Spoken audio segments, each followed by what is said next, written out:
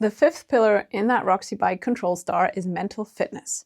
Here's an indicator that you could benefit a lot from working on mental fitness. If you say things like, I'm really bad at cornering, I'll never learn to bunny hop, or I'm too old to learn.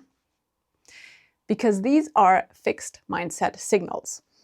That means that in your brain, if you have that fixed mindset, it is like a closed learning loop. So neurologically, your brain closes that loop and there are no resources allocated for improvement anymore.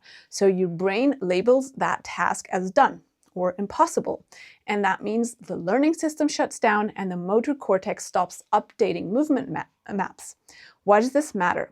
There's something called the Zeigarnik effect, and that's why words matter, because your brain prefers unfinished tasks. That's the Zeigarnik effect. So every time you have an unfinished task, your brain will allocate resources to it. Open loops keep your attention and your resources active. So if you say, I can't do that, your brain is like, okay, well, that's finished, so why should I allocate resources to that? And the loop is closed, and your brain definitely will not learn it. So it's a self-fulfilling prophecy because you're like, I'm bad at that. The brain is like, okay, that loop is closed, let's move on to something else, and then you won't learn it. And it's really powerful because you just need to add 2 words to that. And that opens the loop. And that is not yet. I'm bad at corners yet, or I cannot yet corner well. And that opens the loop. And that's why your brain is like, oh, okay, continued neural engagement right there. Let's allocate resources. And that's why you actually learn. And that's, for example, is something that you would practice with mental fitness training to change how you think and how you see reality to be able to influence your future reality. Another sign that you may benefit from mental fitness training is if you actually know the skills, you're strong and coordinated, you have the mobility and the flexibility, but still you're freezing or you're catastrophizing. So you approach a drop, you maybe have done it a few times, but you just can't get yourself to do it. So you have that catastrophizing, you have that worst case prediction all the time, it's very dominant. And what this does is that the amygdala in your brain, which is responsible for fear, it upregulates, and your prefrontal cortex, where the logical thinking it is inhibited. So your fine motor control drops and your timing and coordination degrade, and that's why your skill level cannot be at the level it usually is. And that's why even elite technique collapses under perceived threat. And perceived threat can be as much as just negative self-talk or catastrophizing and then focusing on that. So there are several techniques in mental fitness that you can then focus on changing how you perceive reality. And that's why even the best athletes train the mind, because training your mind, so mental fitness training, is a performance stabilizer. It keeps motor programs accessible even under stress. It preserves coordination when pressure rises, because usually coordination, especially if it's not at a high level, it will fall apart as soon as you have stress. But with mental fitness training, you can preserve that coordination when the pressure rises. And it maintains the adaptability in unpredictable environments like racing and more.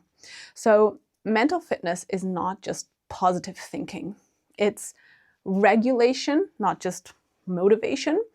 And it's the, I would say, ability to deliberately keep learning loops open, as I've already addressed before. And it's the ability to down-regulate threat responses.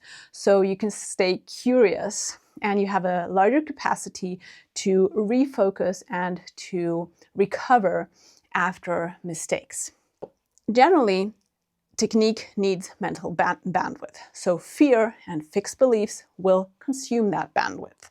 And mental fitness protects that learning capacity. And that's why even pro riders will train their mental fitness. But here's the big key. A lot of riders, they watch tutorials or think they can just copy pro riders. They can just copy their technique, just copy their skills. But honestly, are we ready to train both physically and mentally like pros? No, right?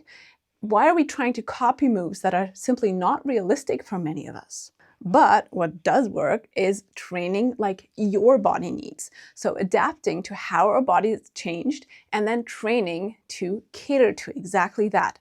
And that's why we have these 5 elements in our Roxybike Control Star. So if you want to feel confident, smoother, and controlled out on technical trails, then working on these 5 elements. These are, to summarize, technique, strength and endurance, coordination, mental fitness, and flexibility and mobility. If you work on those, yes, you can make impressive progress. But you miss one and your brain goes into protection mode. And this means technique, aka like riding skills, they can't work because they don't live in isolation. But as you can see, they live in a body that needs to execute them. And that's why all of this is systemic and placed together. But no coach, no bike setup, and no mindset trick will help you if your brain is stuck in that protection mode due to one or more of those missing elements in your control star. So if you have identified in this video one or more missing elements, then don't panic, please don't. It just means that your nervous system needs more prep. And you can do most of this off the bike. And yes, you can also do it on the bike, but what's important is both of it.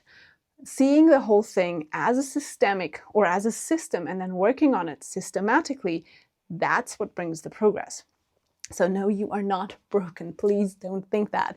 You just need to build that foundation that most people and even most coaches skip or miss.